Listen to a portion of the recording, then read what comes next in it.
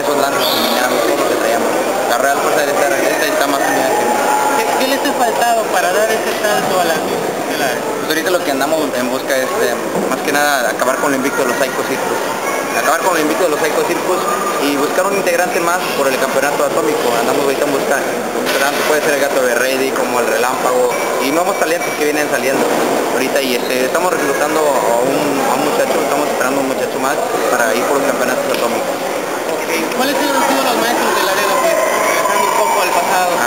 En Nuevo Laredo, Tamaulipas, yo empecé más que nada en mi tierra natal, con Hechicero, que es un tío mío, hermano de mi papá, y con el albañil, el tirano, luchaba como el tirano, pero mejor conocido como el albañil allá en Nuevo Laredo, es de Monclova.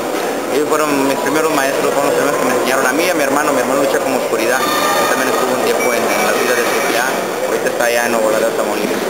Sabemos que tienes un gimnasio en Nuevo Laredo, lo estás administrando, ¿qué nos puedes comentar acerca de eso? Pues más que nada, pues invité a todos los chavos de Nuevo Laredo y de Tamaulipas, a todos los chavos de Tamaulipas que quieran ir a aprender lucha libre, los que anden en Nuevo Laredo, que quieran aprender lucha libre, pues ahí estamos impartiendo clases de lucha libre, tanto como yo, como mi hermano, Oscuridad, y otros más luchadores profesionales. Ha ido a Edotar, han ido los Psycho Circus, han ido muchos luchadores que nos han enseñado varias cosas en el gimnasio.